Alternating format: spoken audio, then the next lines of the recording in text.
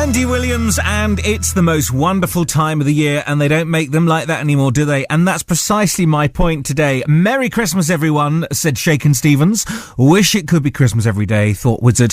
The Fairy Tale of New York, of course, the Pogues, and that annual favourite Mariah Carey's All I Want for Christmas. But where are the more recent Christmas hits? So we're going behind the news today to find out why pop stars don't make them like they used to. Christmas #1 was announced yesterday with the X Factor's Ben Haynow song, Something I Need, nabbing the top spot from Mark Ronson's Uptown Funk. Well, for the first time this year, audio streams from services such as Spotify, Deezer and O2 Tracks have counted towards the final tally for music downloads. But it's left us wondering, where have all the good old-fashioned Christmas songs gone from our charts? And why is it that artists are not making new ones? Well, BBC Radio Leicester's Sophie Cook has been doing a bit of digging and has had a look at the surprising history of Christmas #1s. They got cars big as bars, they got rivers of gold, but the windows right through you, it's no place for the old. Last Christmas I gave you my heart, but the very next day you give it away. I don't want a lot for Christmas, there is just one thing I need. Oh well, I wish it could be Christmas every day. Well, you've just heard the Pogues, Wham, Mariah Carey and Wizard, some of the greatest Christmas songs, which in fact have never made it to Christmas #1. The Beatles have had the most Christmas #1s. Oh yeah, I'll tell you something. 4 in total. I Want to Hold Your Hand, I Feel Fine and Day Tripper topped the official single charts consecutively from 1963 to 1965. Hello Goodbye was their 4th in 1967. The only other band who have notched up 3 consecutive Christmas #1s is the Spice Girls, with 2 Become One, Too Much and Goodbye all reaching the Snowtop Summit from 1996 to 1998.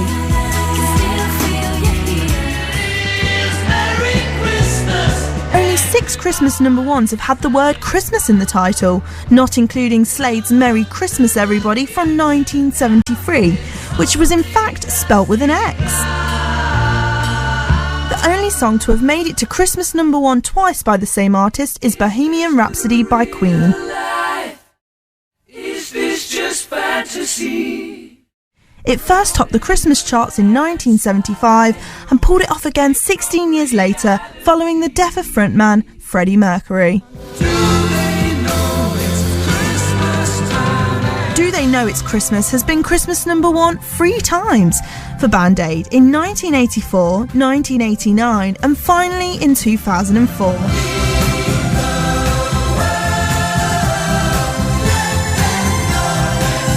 Interesting, isn't it? That's Sophie Cook there with the digging that she's been doing over Christmas at the history of Christmas #1s. Well, with me to discuss this further now is on the line John Morter, campaigner who got Rage Against the Machine to Christmas #1 in 2009, and also Eamon Ford, freelance music journalist who closely watches the Christmas charts. Welcome to you both. Thanks very much for your time. John, if I may start with you. I mean, we hear now today about how Ben Haynow, the X Factor winner, has got his Something I Need to #1. Do you cringe at the thought of that? Well, I mean, first of all, I must be honest, I haven't actually heard the song, so I can't really comment on the quality of the tune, I have to be honest with you. Tell us about your own campaign. For those that aren't familiar with it, just tell us what you did. Well, first of all, in 2009, I kind of got fed up with seeing the X Factor being the Christmas #1 every single year, pretty much. And I thought that the Christmas #1 is something quite unique to the UK, I think, really. And I kind of got bored of that. And I was sort of playing around a lot with social media at the time, and I just thought to myself, well, hang on a minute, I can put the two together here. And that was really what it was. And I just really believed that there was enough people out there that, I didn't think I was the only one, put it that way. And so I created a campaign. to stick one of my favourite bands at the top of the Christmas tree instead of the X Factor again. And yeah, I mean, it just caught the public's imagination. It certainly did, and of course it made it through to Christmas #1. It kept the X Factor off that top spot. But was it partly a rebellion also that there isn't a good deal of more modern Christmas music around? I mean, you know, when I was growing up, I'm sure when you were growing up, we had the likes of Shakin' Stevens and Wizard and the Pogues and Mariah Carey all coming through, but we just don't seem to have that anymore, do we? I would disagree with that, actually. I think there's lots of Christmas songs out there. For the reason being that I seem to get sent them every year in my inbox. Do you really? Oh, yeah, absolutely. And I think there's a lot out there, and there's a lot of bands doing them. I just think that, you know, we have a lot of very rose-tinted glasses when it comes to Christmas songs. I mean, bear in mind, you mentioned Mariah Carey and you mentioned Slade there. I mean, you know, that they were separated by a good almost 20 years. So they weren't all around at the same time, and I think that you do get Christmas songs that just, you know, rise above the parapet a bit now and again. But are they become hits? Yeah. Are they original Christmas songs though, or are they just simply remakes? Because I mean, when the compilation albums come out every year, there's often a sort of few extra ones on there. But again, it's a kind of it's a new version by a current artist, isn't it? Well, yeah, but saying that, I mean, no, I see lots of new versions. I see lots of established artists that are giving it a go. I mean, this year, for example, a good friend of mine, a chap called John Otway, legendary from the Old Grey Whistle Test many years ago. He's released a complete EP of Christmas songs. It done all right, but you know, as I said, there's a lot of with the way the charts work now. There's a lot of people that can just have a go, and they don't always, you know, become public, if that makes sense. You know, it's quite hard to get your name out there. All right, well, stay with us, because as I say, Eamon's also on the line as well. Eamon Ford, freelance music journalist. Eamon, what do you think? I mean, is it all a bit rose-tinted glasses? Are we looking back on yesteryear and thinking how wonderful we used to have all these great Christmas songs, and there aren't so many now?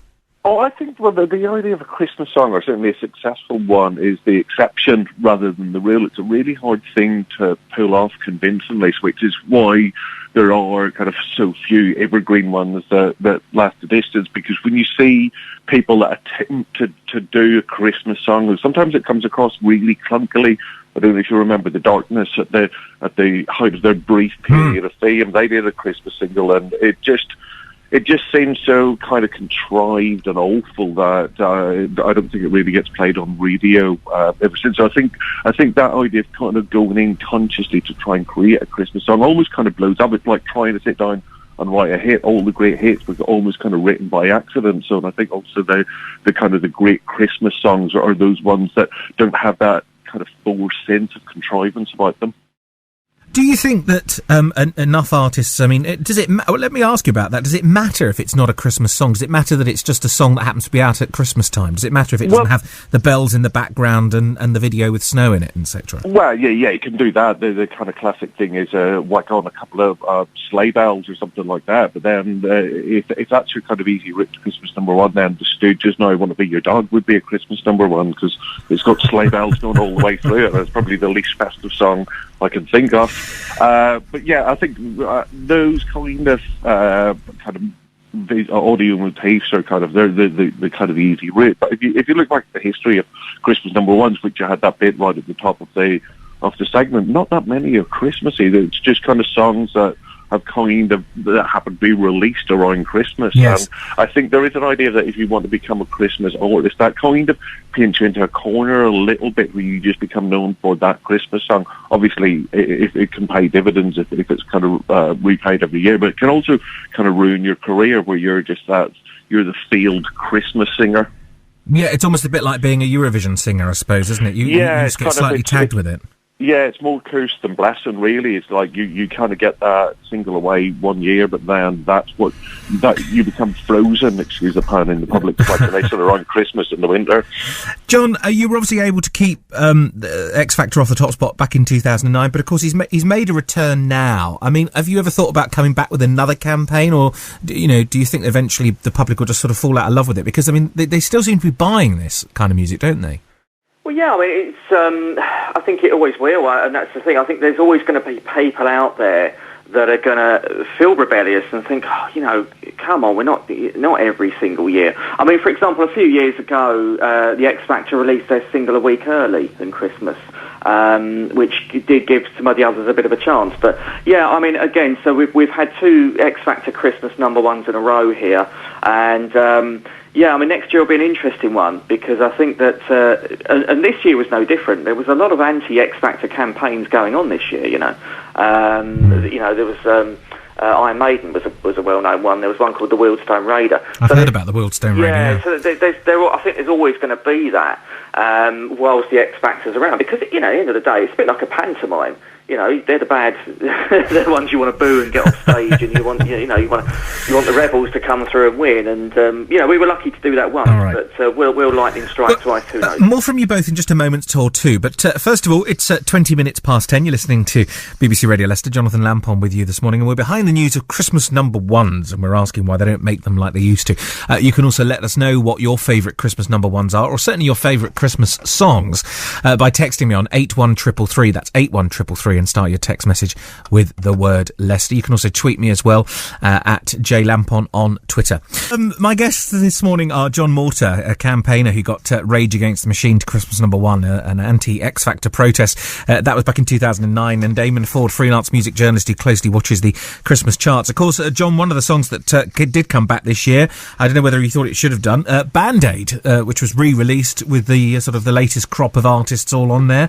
Again, perhaps proving my point that there's no original Christmas songs any longer, simply remakes, perhaps.